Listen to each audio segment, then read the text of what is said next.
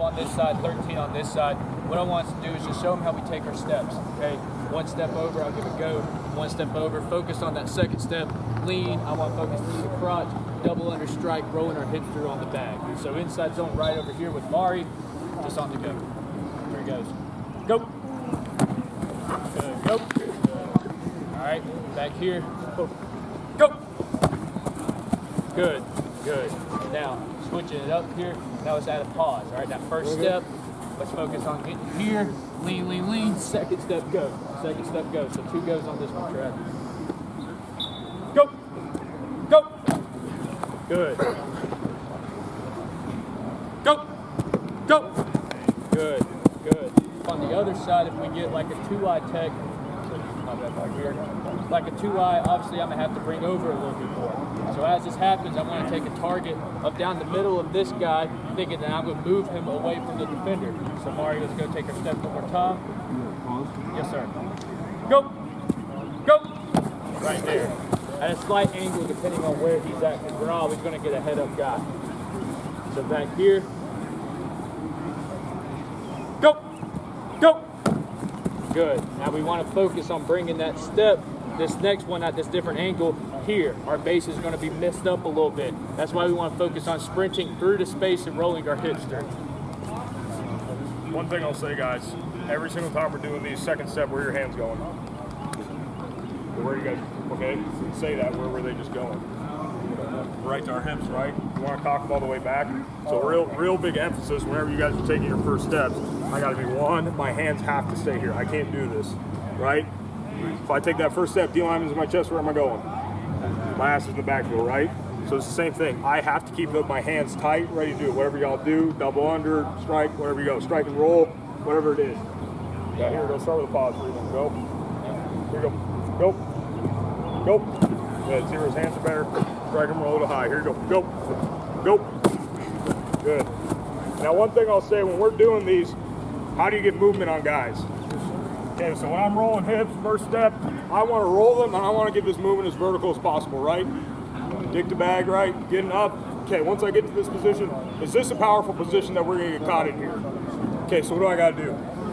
So I got to roll my hips, and then they got to get back down into your fit. So it's got to be 1, 2, rolling back down there. Once I get my hips rolling through, they have to get back down under. So you can do a great job. Tighten up those hands, so roll the hips on contact. So let me just see that. Same drill progression, here you go. Go pause, here you go. Go, go, roll, down. There you go, here you go. Go, go. Good. Same thing, hips are going down. If I get them moving, that's great. But same thing, realistically, if we get D-lineman 5 yards off the ball, that's great. It ain't gonna happen every time. D-lineman, do me a favor, sit in here for a little bit. So play a little tighter here. Here you go, same thing. There you go. Go. Go. Roll them back down. There you go. There you go. Go. Go. Good. Same thing. Hips are rolling down. I'm not getting an uncomfortable stop. I'm not overextending. Roll them. Get them back down into your fit. So now as we work our inside zone double teams, coach is obviously going to call these double teams different than what we do. So if we're running inside zone away here, we're going to call this a gate or tom. Excuse me. We're going to call this a tom. So with a 3 take here, what I'm thinking with this backside inside zone double team is with my left guard, knowing the differences in the shade of a 2-eye, head up, and a 3. This is going to vary my steps. So if I'm Dallas here, I want to take a good step to where it's near about up and down, not quite over the towel, but replacing that second step posting up here. My knee is somewhat knee to knee. I'd like to be more midline here, but I'm posting up. This is our post guy in our double team. Backside guy has to take a little bit of a wider step to really get hip to hip, and he's going to be our drive guy. We're going to be in here to take this guy off as we're working up hip to hip with the movement. Linebacker flows over top. Me, you call coming off, securing that backside backer. Yeah, I'll play the backer. Here we go. Here we go. Just all through on one go. So go. There, good. Bring it back. Give me a new group. Let's go left. Go left. Tackle. So here, now working inside zone right. Here we go. So go. Good. And obviously, if he shades away with it, we're off on the linebacker. Communication is key. Okay, now, again, same reason. We'll get one more rep here with Kale. Go ahead. Making it right or left, excuse me. So go. There, good. I like to personally take these steps is in case we get any type of, he might go into the A gap, he might go into the B gap. It doesn't really matter. These steps are designed to match up wherever he goes. If he dives immediately into Dallas here because I've taken that step, I'm already man-to-man on him. I'm on a good target. Coop here is now giving over a good shove, really helping out my guard here. I'm on a free shot to this linebacker. All right, here I'm not a big believer in chopping through space. I like to be like Trent Williams, sprinting them through space. Let these guys be athletes. So grab that pad, Trad, head back there. And again, these are the same steps put in every single time, no matter what the shade is. It moves forward, it helps us with everybody, they're universal. So Kale, here. So go! Right there, double under strike on the backer. We're moving through space. I'm not doing this and letting the backer play game with me. I'm making the read for the running back clear and distinguished. Here we go, back here. So go! Right there, good, good. All right, now if I'm at center working this against an odd front or anything, how we want to teach it is like the same way, except with a head up shade, I want to take a little bit of a wider step. So that way I can really post up this nose with the guard. It's the same concept, but just a little bit of a different step. So Trad here is going to take a good over the towel step, second step, knee to crotch. If he leaves immediately, Dallas is taking good steps as well. They're almost identical to take this over and climb up to that backer. All right, so Mari, hop back there a little bit. Here we go. So go. Good. And we're hanging off whenever we see that linebacker start to unstack his alignment or break our plane. All right, second I see him break the plane, it's time for my guy to get off and move. All right, obviously there's a lot of times where we get a bunch of movement and we can put this defensive lineman back into the lap of that linebacker. However, it doesn't happen every single play, especially up front. But in the case that it does, we can stay on and take 2 with 2. But the second that Trad breaks that plane, we need to come off and get that backer so it clears it up for the running back. Anything? One thing I'll say, we do a great job of this to make it very simple for our kids. So kids learn in ways of threes, right? So whenever we're teaching our zone schemes, we want them to be able to think of what they're going to do. So our progression starts with feet, hands, and we got to look at the eyes. So everything we do is going to be predicated off where that guy's aligned. Okay, so if I get a plus up linebacker, scoot over to the right. So I get a plus linebacker here. We know we got to get his movement. I got a true zone scheme here, plus linebacker. They have to be able to think, what is my footwork? Where are my hands going? Okay, and then my eyes have to transition there. A lot of times you get offensive linemen caught up in what? They'll miss linebackers because they ain't looking at them, right? Huge emphasis on delivering this guy to the second level as much as we can. Huge emphasis for us. But everything we do has to be predicated off where that linebacker is. So we teach, we get a plus linebacker, we call this an A, front side, teaching it the exact same way. Go to a minus linebacker. We get a minus linebacker, we teach this a little different. So as we have tight end front side, we see a lot of odd front with what we see. We'll teach more of a base here. We'll teach more of a double under here. Footwork will relatively remain the same. Backside guy, we're going to implement more gap scheme. We'll kind of get into a gallop here. So as much, our footwork and everything we do is very predicated off where the linebackers are. So everything we do, our guys know it really well. The first thing they're going to get up and look, where's my linebacker? Where's my ID? We put a ton on our center. I don't want the other guys thinking about anything. Center's got to ID it. Everyone else knows. If I'm backside guard, we're ID to the minus spot. Okay, I can gallop into this. You got options here.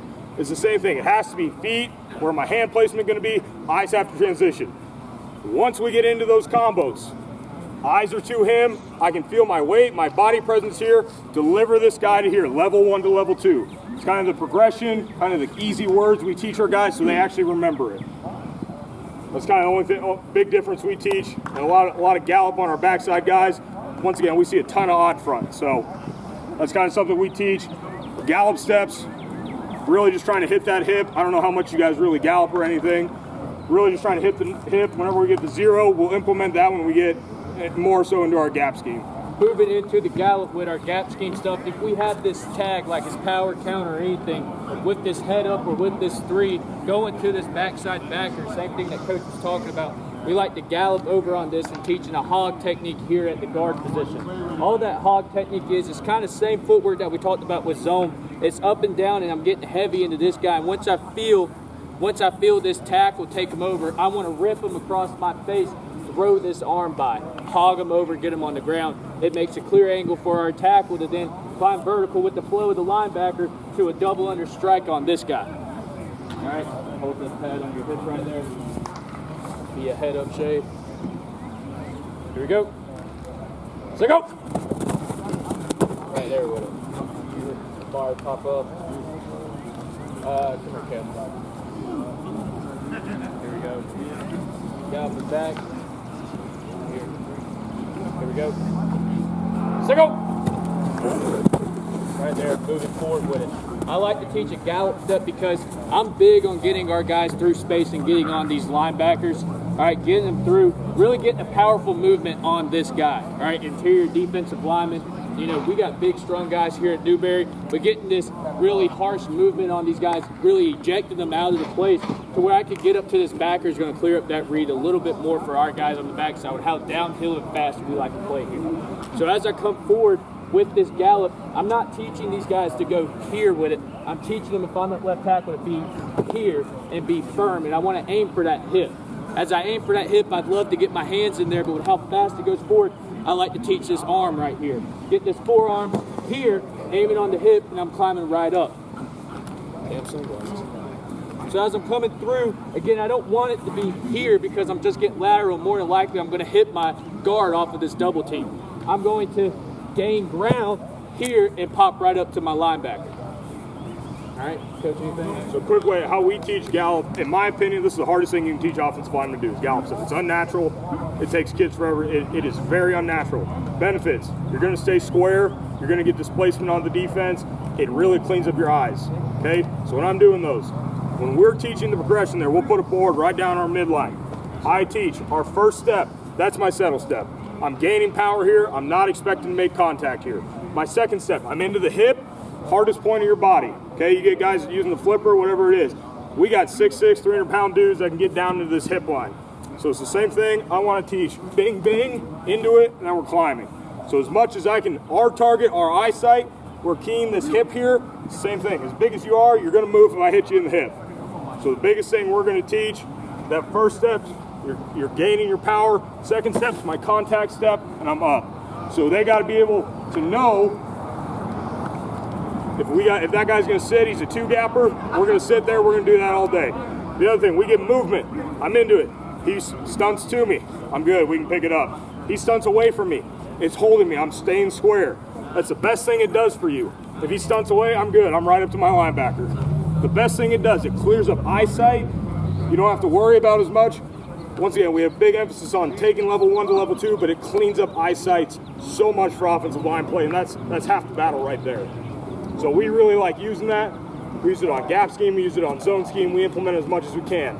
Breaking down the specifics, I really like galloping on zone schemes, specifically when you're going to get a 2-eye. Gap schemes, we want to gallop with a 2-eye. 3 technique, we got big enough guys, we're just going to run off the ball. We're going to get we call this our settle surge footwork. So the inside guy is really going to be our prop guy. Outside foot is, whenever you're running gap scheme, the outside foot has to be the first one to go, pick it up, put it down, 3-inch step. If you take more than 3 inches, guys are going to be away from it. So it's the same thing. Hardest point of my body on contact, it's your shoulder. A bunch of people teach flippers. Flippers open up your hips, right? I'm trying to get this guy moving vertical. If I'm here, I'm playing guard. Take a settle step, a surge step with my shoulder. It kind of is a bastardized flipper. Shoulders into it, then the meat of your forearm. I can ride that vertical. So that's kind of how we teach that. We get a 3 technique at tackle. I'm really coming off the ball. I'm just trying to get this moving. I know my inside guy is going to be my prop player. He's going to post that dude up.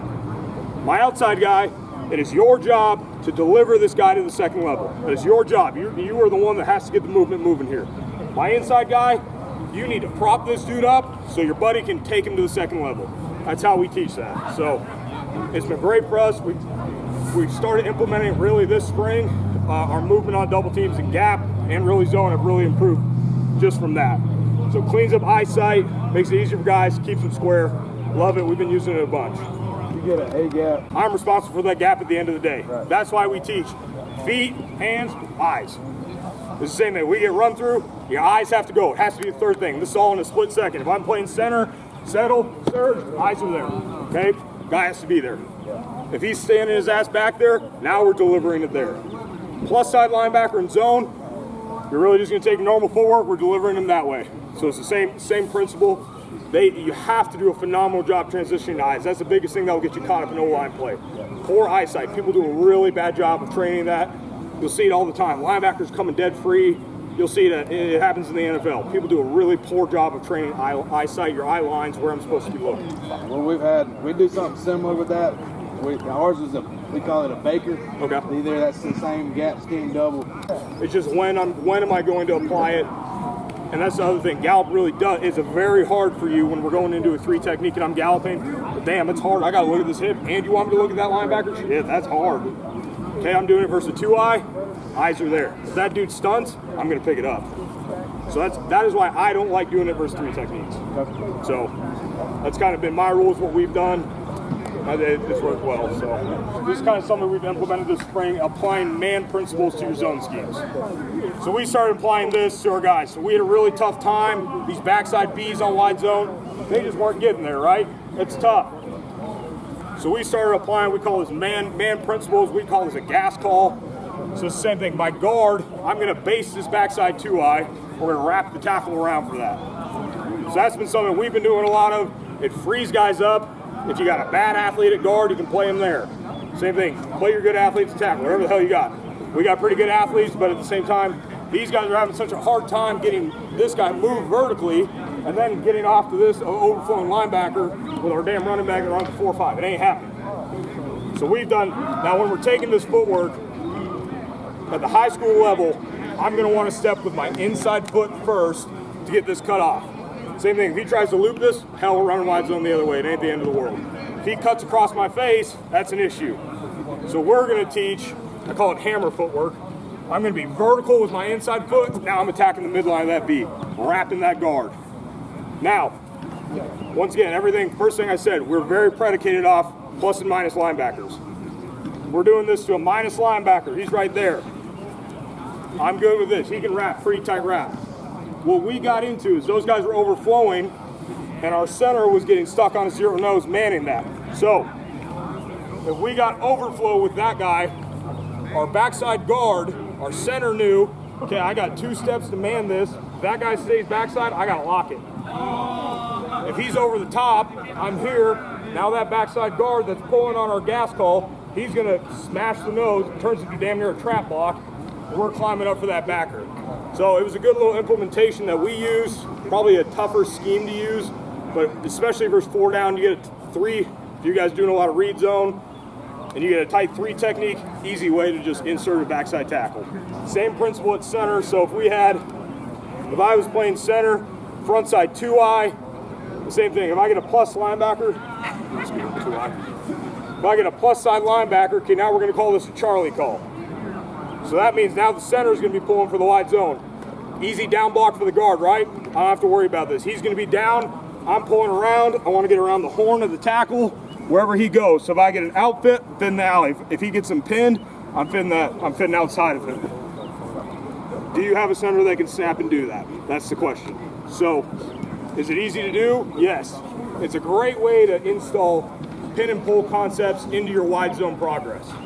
So it's a great change up. People are going to be looking for it all day. If you run it 2 or 3 times a game, people are going to think you're best offensive line coach in the country. So whenever we knew we weren't going to be able to combo this guy, we just down block this. I'm pulling outside for wide zone depending on how much you run it. Same concept on the backside, we get 4 eyes. So as much as that as we can get into the down and wrap, we were using that. So it was just a great way for us to be able to get out there, get our center free, because D-lines are doing a great job of holding you guys in there and not letting you get to your backside combos to the linebackers now. So it was a great implementation that we used. So will you use that on the play? So go! Right there. A little soon on the torque, but we want to make sure that we get that play, clear up that read. Now, okay, so go! Right there. By that 3rd step, I want to make that read here. to gather that guy upfield and really keeping this second under here, single under with our left hand, up in the chest plate of that defender so I can get in this good position. Now, while that's really hard to do, especially when we have pads and stuff, that's why when we come through, I want to keep that good placement right here. I don't want to hit here. I want to have my hands open and grab on whatever I can. And really, it's an awkward position of straining and running, which is where our hips have to come in through as well. All right? And that's just open side, outside zone with our tackles. On the talking about with, he called it an arm bar. Here we call it a Heisman. Same thing, front pec, shoulder target. We want to lean into this guy and then break the plane with that linebacker as well.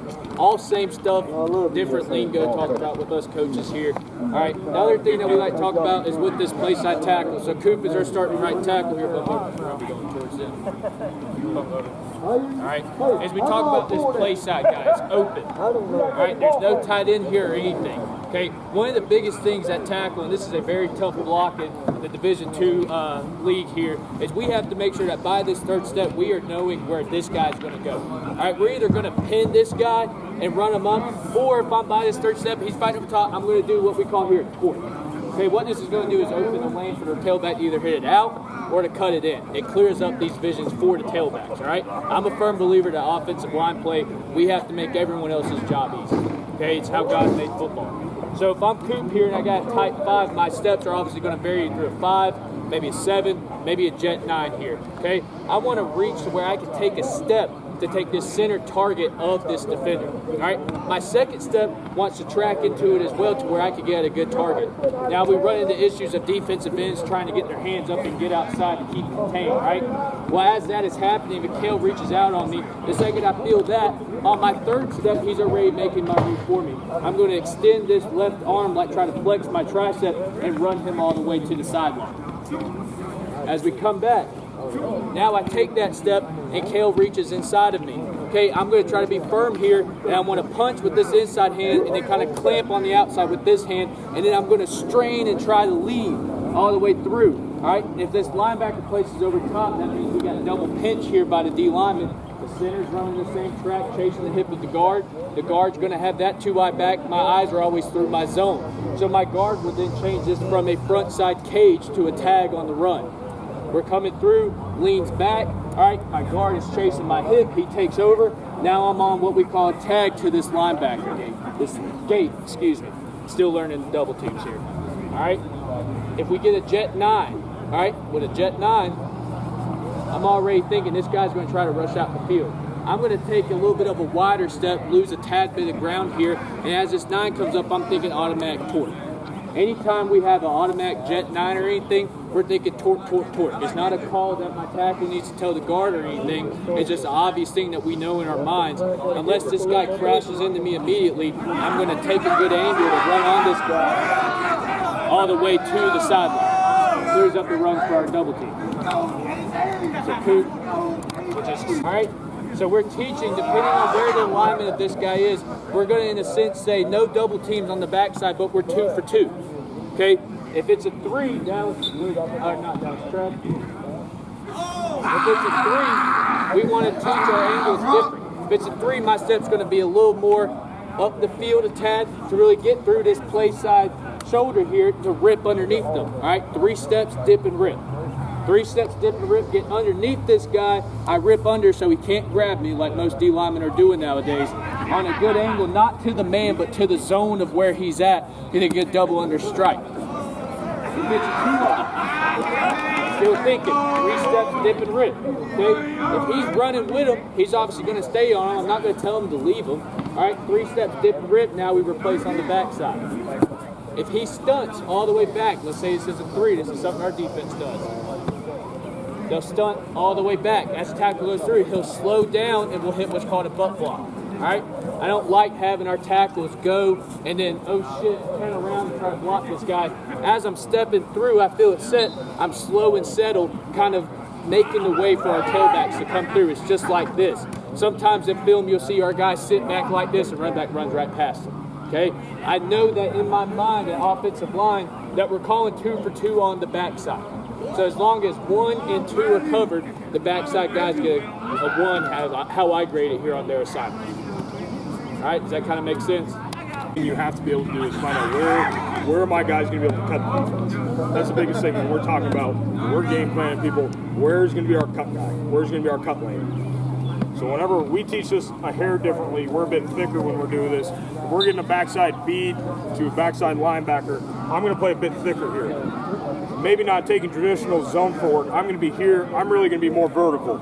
So my first step is really going to be a square step. Second step, I'm really trying to run vertical here. We're trying to get this cut off as much as we can. So as much as we can get into that backside B, I feel it. What are those guys going to do anyhow? They're going to run overplay, right? Where's your cutback lane going to be? If he's running over, we get that cut off right through there. So as much as we can be, some of our biggest runs of over 40 yards this in spring this year were just off backside cuts off wide zone. As much as we can just get them to play here, and second I feel that, we're getting that overtake, and I'm climbing as much as I can to run them to the alley. Our wide zone of over 20 yards this spring, we had 2 hit front side, just 2 of them. Okay, we had probably 14 hit backside. So a lot of our wide zone, and the reason we're teaching so much more of a vertical footwork emphasis is just so we can really get this guy cut off, because that's going to be a problem play for us. A lot of people teach wide zone where they're going to go 1, 2, 3. That's a hell of a block for the tackle. Okay? So as much as I can do as a guard, I have to do a great job of doing this when you're getting an overflow team. Same thing you mentioned earlier. If that guy's coming downhill, hell, I got to go. But it's the same thing. As easy as I can make that backside combo to get that beat moving, that's what you got to do. So if you're going to be a wide zone team, I'm not expecting you guys to have freak athletes that can run and overplay that. But those linebackers in high school are not going to be trained well enough to know we're trying to cut that back right there. And the same thing, if he plays back, well, hell, that's great. We're already playing vertical. So that's just kind of how we teach that. Very similar on our front side. If he was the front side of this at center, 1, 2, I want him to play tight through this. So if he's the front side guard, play real tight through this. If he's the front side guard, I'm trailing his hip. Second he feels me, we're gone. So something we do a little different on wide zone, play 5 for me. If I'm that front side tackle, I'm going to take that first bucket step, but my second step has got to come vertical down the cross line. It's the same thing he was talking about with that torque. It's naturally going to get you into that torque. So if I'm running wide zone, we get that 5, I'm out here, and I'm throwing my backside hand on backside shoulder. So as much as I can and playing vertical, I hate when people just run lateral. It's dumb football. As much as we can, take that first, whatever you call it, bucket step, and then my second step, I'm aiming for where his front side knee is. I'm down there, we're getting that natural torque lane. So it's a great way for us to naturally open up a big B-gap run lane. Very natural, very vertical. So that's just, we've really turned our wide zone into a very vertical, downhill hitting thing instead of everyone run elephants on parade right and left. So if I'm shaking someone's hand, if I go to shake your hand, right here, that's where you want to be. My outside shoulder splitting the midline of you, I'm shaking your hand, that's the best thing. That's where I want to be. I mean, everyone says inside out, right? What does that look like, Coach? It looks like this. Okay? When we're teaching that, I'm a big hand placer guy, so I'm a bit of a freak with it. So, big believer, God built in natural where you should carry your hands. You got your belly button, your nipples, right? Big believer. Outside hand, I want to carry it down my belly button. Inside hand, I want to carry that thing up around your nipple. We teach a clamp hand, and then whatever our guys are doing. So, we teach a lot. I call it bait and switch. We'll throw that. What are they going to do? They're going to throw a move at it. Clamp hands right there. Staying inside out, I'm there. So a big thing, it's a very, very easy analogy that high school guys will understand. Pass set at the high school level, I do not believe you should ever take more than 2 kicks. On the interior, you never really need to take more. You can get into all the intricacies of it. Tackles, same thing. I played for Mike Leach. We used to set like this. Obviously got away from that. Tackles, I'm a big guy. 1, 2, then I got to get my ass vertical. What does that look like? I got to press off the forefront of my foot. So when I'm loading stanzas, when we're teaching this, first thing I'm going to teach, you need to feel your MCL in here. It has to be lit up. Has to feel your weight on your instep. Knee has to be inside. I'm here. 1, 2, setting. If I get those vertical guys, now I'm pushing off the front of my toes, and I'm getting back in vertical. That's the natural progression. That's what the NFL teaches. It's everything. The biggest thing that you have to develop in an offensive line play is finding where are you comfortable setting up a junction point. So just knowing, hey, I get a wide 9. Junction point's probably going to be a bit deeper. I get a 5 technique. Well, hell, I don't want to be kicking vertical. Set a junction point, set a strike point where we're going to get set on that D line. If I know I got a tight 5, I'm probably one around here. Wherever, as good of an athlete as you are to kick and get to that midline, that's where your junction point has to be.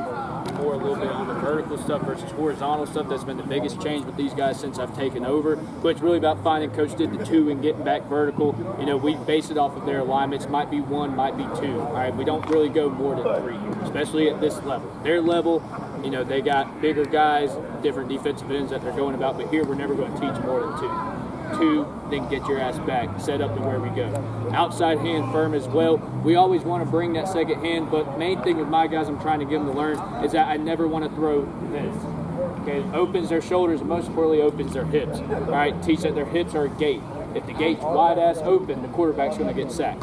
If the gate's closed, he has to go through us to get to them. Main point of emphasis, pass protection here is, you know, staying square to where we need to go, keeping the defender from getting to our quarterback. Playing with the lift. One thing I'll say, like if you're getting rushing me as a 5 technique, you're good right there. If we're rushing as a 5 technique, just talk about hand placement because it bugs me. If I'm here, where are my aiming points? Okay, my aiming points have always been this outside via the pec here and the inside hand. But it's the same thing. If I get to that junction point, I'm inside out. I'm here. Clamp hand has to come. It's the easiest way to teach pass protection. Hand outside pec, clamp hand here. I'm down in. I'm right here. We're good. Okay, another thing that we will teach, I don't know how much you guys utilize jump set. I'd really only utilize this more for your interior line. At the high school level, if you get on guys right away, even at our level, even at the NFL, if you get on guys right away, it's going to help them out a lot. So if I'm playing guard, I get a 3 technique here, just set here. Same striking points. If you're playing a team that twists heavy, be cognizant of that. But as much as I can make it easy for our guys, I'm here, I know where my strike points are, we're good. Keeping their head out of it, we always head out of it. That's the biggest thing you can teach. You get lungers and everything. As much, the biggest thing, we'll probably spend 100 hours this summer just working on hands. Like, I'll take guys' helmets off, make them go do one-on-ones. You're not gonna put your head in it then. As much as we can, getting our head out of it, utilizing hands, and you might not be able to use independent hands at the high school level, and that's fine. The same thing, as much as I can, make it easy on them. Hey, I don't need to be a guy that's setting vertical every time. Don't do it at the high school level. They ain't good enough athletes to move them with them. Anytime, if I get, I'm here. 1, 2, I'm right on them. Rep's probably gonna be done. Once you get a freaky guy, as much as we can take the air out of it, and one of the biggest things I always say is, the most important part of offensive line play and pass protection is having first substantial touch. It's one of the most important things. As much as you can. If his head's going back and mine's not, I probably won the rep.